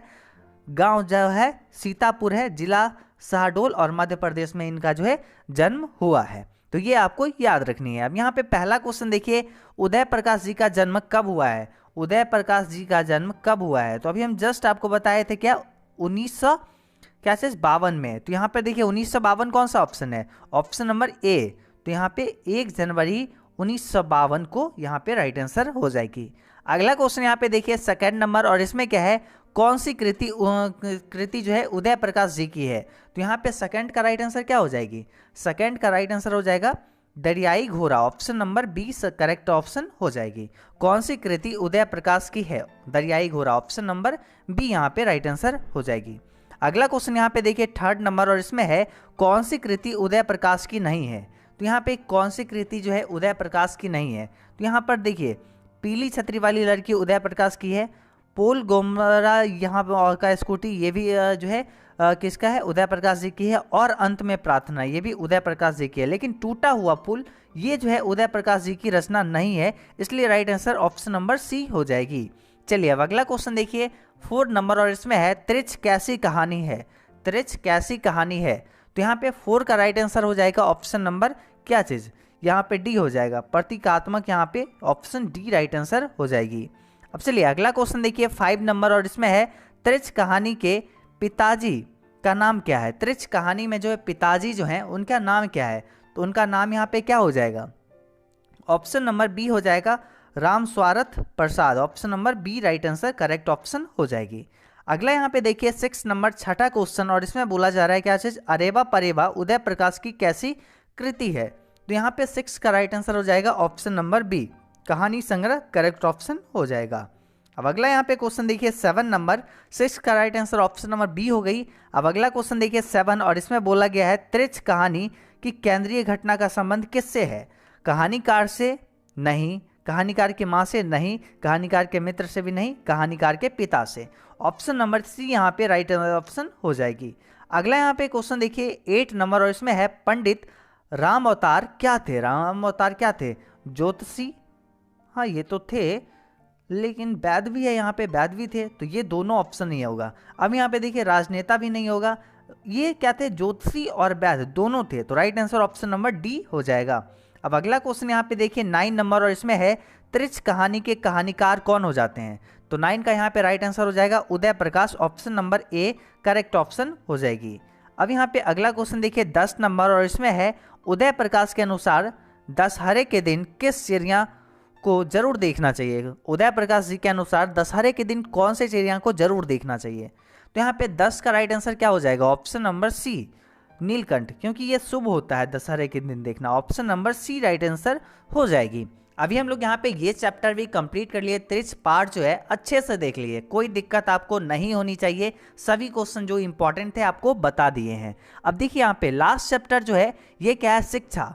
अब यहाँ पे चलिए शिक्षा पाठ को देखते हैं और अच्छे से आपको बताएंगे। देखिए शिक्षा पाठ जो लिखा गया है, लेखक जो है इसके जे कृष्णमूर्ति हैं। अभी इनका जन्म के बारे में देखिए, 12 मई 1895 को इनका जन्म हुआ है। कब हुआ है? 12 मई 1895 को। तो ये आपको याद रखना है, 12 मई 1895 को इनका जन्म हुआ है। निधन हुआ है 17 फरवरी 1986 को। अगर नहीं याद हो रहा हो कॉपी में लिख लीजिए। अब यहाँ पे देखिए पहला क्वेश्चन से स्टार्ट करते हैं क्योंकि ये जरूरी है। पहला क्वेश्चन में बोला गया है शिक्षा शीर्षक निबंध किनके लिखा है, किनके द्वारा लिखा गया है। तो यहाँ पे राइट आंसर हो जाएगा जे कृष्णमूर्ति, ऑप्शन नंबर ए सही हो जाएगा। शिक्षा जो है निबंध है, सबसे पहले तो आपको ये याद रखना है, शिक्षा जो है एक निबंध है और इसको लिखे कौन है, इसके निबंधकार कौन है, जे कृष्णमूर्ति। अब यहाँ पे सेकंड नंबर क्वेश्चन देखिए, दूसरा क्वेश्चन इसमें बोला जा रहा है जे कृष्णमूर्ति का जन्म कब हुआ था, इनका जन्म कब हुआ था। तो राइट आंसर हो जाएगा 12 मई 1895। ऑप्शन नंबर यहाँ पे क्या हो जाएगा, बी करेक्ट ऑप्शन हो जाएगा, क्योंकि अभी हम जस्ट आपको बताए थे यहाँ पे 12 मई 1895 करेक्ट ऑप्शन। अब यहाँ पे देखिए इनका निधन कब हुआ है ये पूछा जा रहा है ना, तो निधन हुआ था 17 फरवरी 1896 को। ऑप्शन नंबर सी यहाँ पे करेक्ट ऑप्शन हो जाएगी। चौथा क्वेश्चन देखिए 4 नंबर, और इसमें बोला जा रहा है क्या चीज, जे कृष्णमूर्ति के माता पिता का नाम है। जे कृष्णमूर्ति के माता और पिता का नाम क्या है, तो यहाँ पे क्या आंसर हो जाएगी, इनके माता और पिता का नाम, माता का नाम क्या है संजीवम्मा, और जो है इनके पिता का नाम क्या है नारायणा जिद्दू। यहाँ पे option number A right answer हो जाएगी। अब यहाँ पे देखिए ये क्वेश्चन तो अभी हम लोग देखे हैं। 5 नंबर क्वेश्चन अब चलिए देखते हैं, और इसमें क्या बोला जा रहा है, इसमें बोला जा रहा है जे कृष्णमूर्ति का पूरा नाम क्या है, जे कृष्णमूर्ति का पूरा नाम क्या है। तो यहाँ पे आंसर हो जाएगा क्या चीज, जिद्दू कृष्णमूर्ति। ऑप्शन नंबर यहाँ पे बी करेक्ट ऑप्शन हो जाएगी। चलिए अब अगला क्वेश्चन देखिए यहाँ पे 6 नंबर, छठा क्वेश्चन, और इसमें है जे कृष्णमूर्ति की पुस्तकों के नाम बताइए, जे कृष्णमूर्ति के पुस्तकों का नाम बताइए। तो आंसर यहाँ पे देखिए the first and last freedom, ये जे कृष्णमूर्ति का है। उसके बाद क्या है, दी ओनली रिवोल्यूशन, ये भी है जे कृष्णमूर्ति का। और उसके बाद कृष्णमूर्तिज नोटबुक, ये भी जे कृष्णमूर्ति की पुस्तक है। तो यहाँ पे राइट आंसर क्या हो जाएगा, option number D correct option हो जाएगी। 6 का right answer option number D सभी। अभी यहाँ पे देखिए अगला क्वेश्चन क्या है 7 नंबर, और इसमें क्या पूछा जा रहा है, किस पाठ में आया है यह सेंटेंस, यह लाइन जो है किस पाठ में आया है। बचपन से ही आपको ऐसा वातावरण में रहना अत्यंत आवश्यक है जो स्वतंत्रतापूर्ण है। तो ये किस पाठ से आया है, तो 7 का राइट आंसर हो जाएगा ऑप्शन नंबर बी, शिक्षा पाठ से आया है। Option number B correct option हो जाएगी। अगला क्वेश्चन यहाँ पे देखिए क्या है 8 नंबर, और इसमें बोला जा रहा है क्या चीज, the first and last freedom किन की कृति है। तो 8 का राइट आंसर हो जाएगा ऑप्शन नंबर सी, जे कृष्णमूर्ति जी का। ऑप्शन नंबर सी यहाँ पे करेक्ट ऑप्शन हो जाएगी। अब यहाँ पे देखिए 9 नंबर क्वेश्चन, और इसमें क्या बोला जा रहा है, इसमें बोला जा रहा है जे कृष्णमूर्ति की इनमें से कौन सी रचना है। तो 9 का राइट आंसर हो जाएगा ऑप्शन नंबर क्या चीज, डी करेक्ट ऑप्शन हो जाएगा, शिक्षा। ये जो है जे कृष्णमूर्ति की रचना है, ऑप्शन नंबर डी यहाँ पे राइट आंसर हो जाएगी। अब देखिए यहाँ पे 10 नंबर क्वेश्चन में क्या बोला जा रहा है, इसमें बोला जा रहा है बचपन में किस वातावरण में रहना आवश्यक है। तो किस वातावरण में रहना आवश्यक है, स्वतंत्र वातावरण में, तभी कोई व्यक्ति पढ़ सकता है, उसके पास ज्ञान आ सकता है। ऑप्शन नंबर ए यहाँ पे राइट आंसर हो जाएगी। दोस्तों आज की ये वीडियो जो काफ़ी खास थी, अगर आपको पसंद आई हो इसको लाइक करिए। अभी यहाँ पे देखिए 4 वीडियो आने वाले हैं। पहला में हम लोग अभी गद्यखंड के बारे में बात किए हैं, दूसरा में हम लोग पद्यखंड के बारे में बात करेंगे, वही जो है हम लोग तीसरा में बात करेंगे हिंदी व्याकरण के बारे में, और चौथा में हम लोग देखेंगे सब्जेक्टिव टाइप क्वेश्चन। तो सभी वीडियो अगर आपको चाहिए तो चैनल को सब्सक्राइब करके बेल आइकन ऑन कर लीजिए, और नीचे आप हमें ज़रूर कमेंट करिए कि अगला पार्ट आपको चाहिए, कितनी जल्दी चाहिए, वो आप हमें ज़रूर बताइएगा। आपको कितना ज़रूरत है उस पार्ट की, तभी जाके वो पार्ट आ पाएगा इस बार। तो वो चीज़ आप हमें ज़रूर बताइएगा, और आपको ये वीडियो कैसा लगा वो आप हमें अच्छे से बताइएगा, क्योंकि आपका एक कमेंट हमें बहुत मोटिवेशन देता है। तो आप ज़रूर कमेंट करके हमें ये बतलाइएगा। बहुत सारा मेहनत लगा इस वीडियो को बनाने में, एक साथ सारे क्वेश्चन, और वो भी इंपॉर्टेंट क्वेश्चन को सिलेक्ट करने में। तो वीडियो पसंद आई इसको लाइक करिए, अपने दोस्तों के साथ ज़रूर शेयर करिए, ताकि सभी लोग इसका बेनिफिट उठा पाए। चलिए मिलते हैं अगले वीडियो में, तब तक के लिए बाय बाय।